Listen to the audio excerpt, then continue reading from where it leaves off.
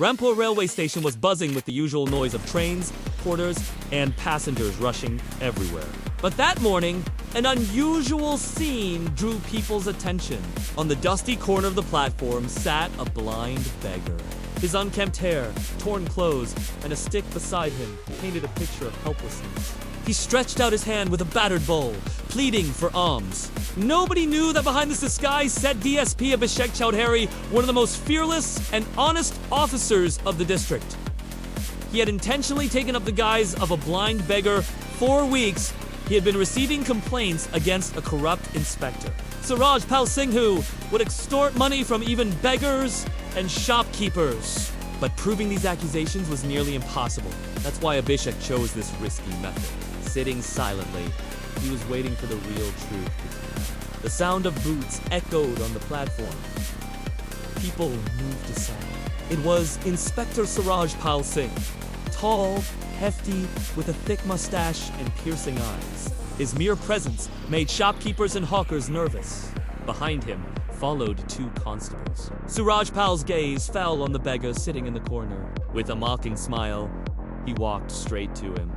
"So, you're begging here without permission? Even beggars have to pay tax here. Give me what you have!"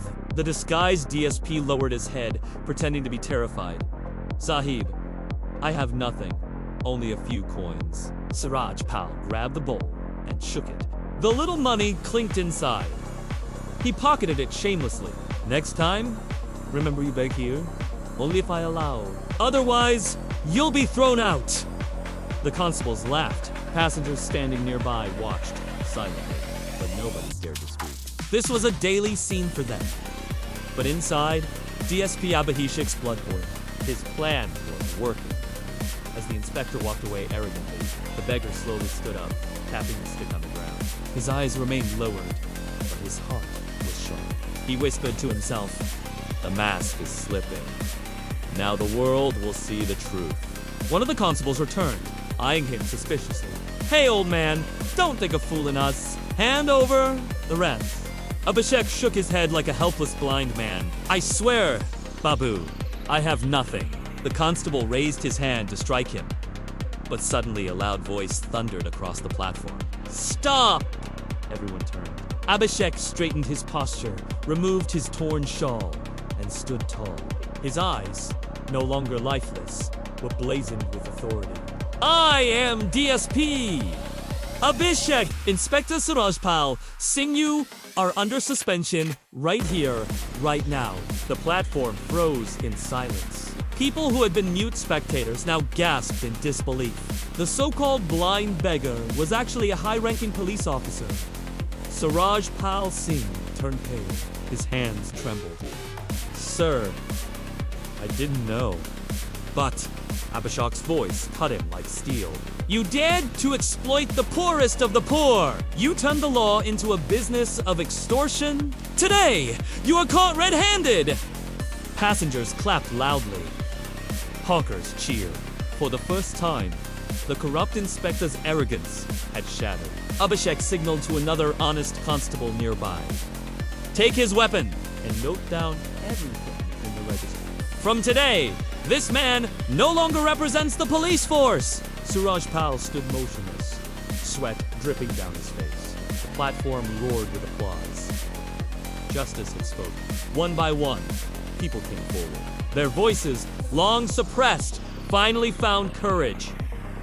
An old man stepped up, folding his hands. "Sahib, this inspector ruined our lives. He would take money from shopkeepers, rickshaw pullers, even beggars. Whoever refused was thrown into false cases." A woman, her eyes swollen with tears, cried out, "My son worked on trains. This man falsely accused him of theft and jailed him. We begged, but nobody listened. Today feels like God has answered our prayers." Abhishek's chest tightened. He realized the true meaning of his duty. Being an officer wasn't about sitting behind a desk, was about restoring the people's trust. He declared firmly, "From today, no one will suffer this injustice. The police is not meant to spread.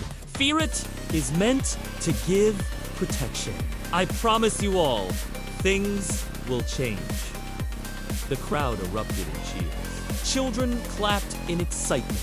A little boy, the same beggar's son who had first approached Abhishek, came running and held his hand.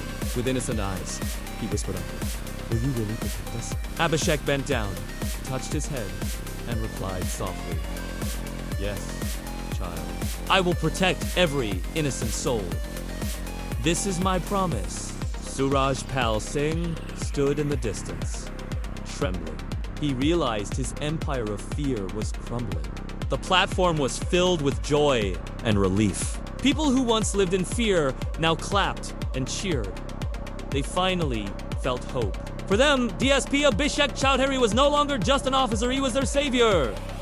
But behind the scenes, a storm was brewing. Suraj Pal Singh, though disgraced, was not ready to give up. His eyes burned with vengeance. The fight between justice and corruption had only just begun. Chapter 7. The Web of Conspiracy. Revenge in the dark that night. Inside a dimly lit room, Suraj Pal Singh sat with a glass of alcohol in hand. His pride was shattered, but his hunger for revenge grew stronger. How dare he humiliate me in front of everyone? That DSP thinks he can destroy me. No! I will show him the power of darkness. Around him sat a few of his loyal men criminals, and even a couple of greedy constables who still supported him. They whispered plans, their faces twisted with hatred. "Sir, we can trap him the way he trapped you. Spread lies about him. File false cases. If needed, we will target his family." Suraj Pal's lips curled into a cruel smile. "Yes, if he wants to play the game of justice, I will weave a web of conspiracy. I will strike him where it hurts the most." The shadows in the room seemed to thicken. The battle of light and darkness had begun. That very night, Abhishek received a strange phone call. The caller's voice was muffled, but the message was chilling. "Officer, don't think you've won. You've only lifted a corner of the curtain. If you try to go deeper, not only you but also the ones you protect will suffer." Abhishek remained silent, listening. Then he calmly said, "I've faced bullets in the border. Your cheap threats don't scare me. I will drag every corrupt man into the light." The line went dead. Outside his quarters, a stray dog barked in the darkness. Abhishek knew enemies had begun to move. The next day, reports arrived that 2 honest constables who supported Abhishek had been mysteriously suspended. False charges were filed against them. It was a clear attempt to isolate him. When Abhishek went to the headquarters to demand answers, senior officers avoided eye contact. A few whispered, "Be careful, sir. You don't know how high this goes." But Abhishek's resolve grew stronger. He knew the rot had spread far beyond one man, and the network was much deeper. While reviewing old case files, Abhishek discovered a shocking truth. Dozens of poor men had been falsely jailed under fabricated charges, all under Suraj Pal Singh's command. He decided to visit the jail, disguised as a common inspector. There, he met a young man named Ravi, who had been imprisoned for 2 years for a theft he never committed. His eyes were hollow, yet his voice carried fire. "Sir, I was punished because I refused to pay. My life is ruined. My family is starving."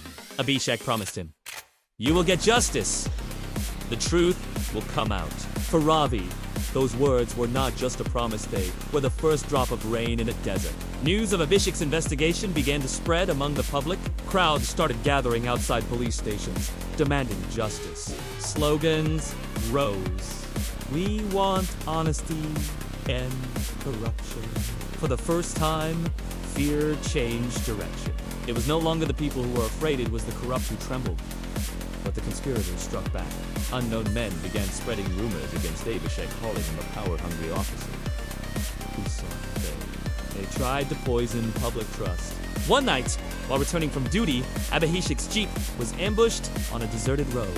Masked men hurled stones and attacked with sticks. But Abhishek was not one to retreat. He leaped out, fought back fiercely, and with his revolver, fired a warning shot into the air. The attackers scattered into the shadows. The driver trembled. "Sir, this was a planned hit." Abhishek's eyes were cold. "Yes, they want me dead, which means I am very close to the truth." Through a secret informer, Abhishek received a file-on old confidential report hidden for years. Inside were names, signatures, and evidence showing how Suraj Pal Singh and his allies siphoned public funds, framed innocents, and even collaborated with criminals. This file was dynamited. Could bring down an entire syndicate. But as Abhishek turned the pages, he felt a chill. Some of the names belonged to men in very high places. He realized this wasn't just a local corruption story. It was a war against a whole empire. The file was leaked to the public. Within hours, newspapers and radio stations carried headlines. Corruption in uniform evidence, exposed by brave officer. Crowds surged in every city. Students, laborers, farmers all demanded punishment for the guilty. Even officers who had once been silent began stepping forward, emboldened by Abhishek's stand. The government, now under immense pressure, had no choice. Orders were passed for a full inquiry. Suraj Pal Singh was suspended, but the battle was not over.